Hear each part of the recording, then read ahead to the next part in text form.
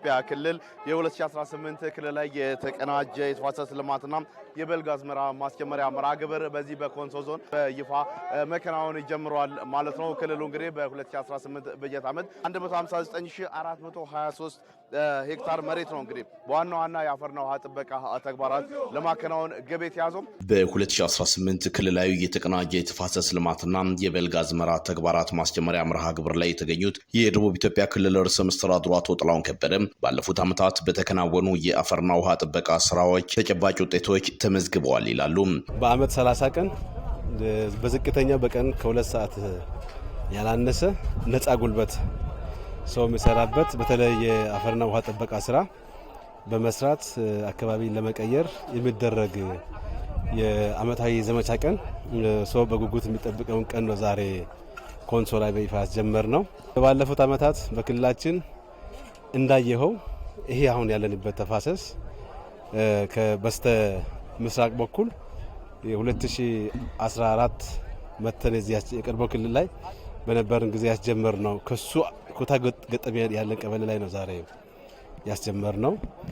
የ2014 ላይ የተጀመረው ወይ የተሰራው ስራ ስናይ ያለ በጣም የተራቆተ ለምንም አይመች መሬት ዛሬ ላይ አሁን የተወሰነ የደን የመሆን ሁኔታዎች ይታያሉና አጠቃላይ ከደን ሽፋን አኳያ በጣም ዝቅተኛ ከነበረበት አሁን ላይ ወደ 23.6% የደን ሽፋናችን በትልካ 18 ወደ 23.5% አካባቢ እድገት አሳይቷል።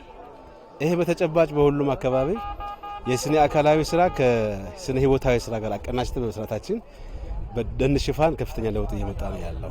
አሁንም በርካታ ቀሪ ስራዎች ይጠብቁናል የሚሉት ርዕሰ መስተዳድሩ በቀደምት ጊዜያት ተሰርተው ውጤት ያስመዘገብንባቸው ስራዎችን በማላቅ ለተሻለ ውጤት መትጋት ይኖርብናል ምን ያሉት። በዚህ ሰዓት ድሮ በጣም እንቸገረው በጋ ሲመጣ የውሃ እጥረት የእንስሳት መኖ እንቸገር ነበር። ዘንድሮ ግን ያ ችግር የለም። አምናም እንደዚሁ እይ ሆነው ተፋሰስ ከጀመርን በኋላ ይናገራሉ፣ ይመሰክራሉ። የደረቁ ወንዞች መጥተዋል። ጅረቶች አመቱ ሙሉ ይፈሳሉ። መጠናቸው ቢቀንስም ከዚህ በፊት ይደርቁ ነበር። ስለዚህ አሁን ይሄ የእርጥበት ላይ ከፍተኛ ለውጥ እያመጣ ነው ያለው። ስለዚህ ከምንም በላይ ምርታማነት ላይ ለውጥ እየመጣ እንዳለ በተጨባጭ የአፈር ምርታማነት በጣም ዝቅተኛ የነበረ የአመታዊ ሰብልና ቋሚ ሰብል ላይ ለውጥ እየመጣ ነው ያለው። በደቡብ ኢትዮጵያ ክልል 39% ያህሉ መሬት ተዳፋታማ ነው። በዚህ መነሻነት በርካታ ተራሮች በመኖራቸው በቀደምት ጊዜያት እኚህ ተራሮች የስጋት ምንጭ እንደነበሩ የጠቀሱት ርዕሰ መስተዳድሩ አሁን ላይ ተራሮችን የማልማት ስራ ከተጀመረ ወዲህ ስጋቶችን ወደ ሀብትነት ቀይረናቸዋል ብለዋል። ተራሮቻችን ወደ ከስጋት ምንጭነት ወደ ሀብት ምንጭነት እንቀይር የሚለው መሪ መፈክራችን ተግባራዊ በማድረጋቸው ብዙ ወጣቶች የስራ ዕድል የኢኮኖሚ ምንጭ እየሆነ ነው ያለው። ስለዚህ ተፋሰስ ልማት ለኛ የደን ሽፋን ጨምሯል፣ የመሬት ምርታማነትን ከፍ አድርጓል፣ ለኢኮኖሚ ምንጭነት በተጨባጭ እየዋለ ነው ያለው። ቱሪዝም ጨምሯል። ደን በመጨመሩ በመጠበቁ የቱሪስት መስህቦች እየተፈጠሩ ናቸው ያሉት። ስለዚህ ሁለንተናዊ የሆነ ለውጥ እየመጣ ነው በኢኮኖሚው። ከምንም በላይ እንግዲህ የባህል ለውጥም እየመጣ ነው ያለው። የስራ ባህል ነፃ ጉልበት 30 ቀን መስራት ትልቅ ነገር ነው። ነፃ የሚሰራ 30ውን ቀን ጠዋት ወጥቶ በራሱ መሳሪያ የትኛው በቃ የወል መሬት በተባለ ቦታ ላይ የሚቆፍር ሰው ተፈጥሯል። የተፋሰስ ልማት ስራውን በክልላዊ አንድነት መፍጠር ላይም የራሱን አሻራ አኑሯል። መላው ክልላችን 12ቱም ዞኖችና 3ቱም ሪጅን ፖሊስ ከተማ አመራሩ ተገኝቷል። የኮንሶ ህዝብ በሙሉ ወጥቷል። በጋራ ተቀናጅተን ነው የምንሰራው። ስለዚህ የህዝብ ለህዝብ አካባቢ ግንኙነት የሚፈጥር ስለሆነ አንድነታችን የበለጠ የሚያጠናክር ነው።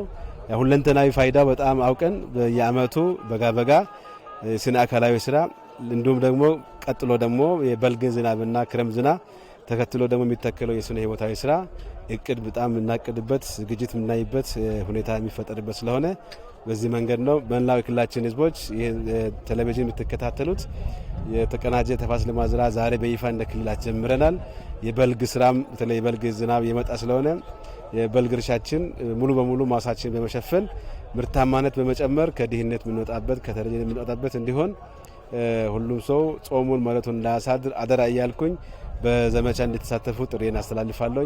የአፈርና ውሃ ጥበቃ ስራ እሱን ተከትሎ ደግሞ የተሰሩ ስነ ህይወታዊ ስራዎች ኢትዮጵያን በዓለም አቀፍ ደረጃ ከፍ ብላ እንድትጠራና ዓለም አቀፍ መድረክ እንድታዘጋጅ እድል መፍጠሩንም ተናግረዋል።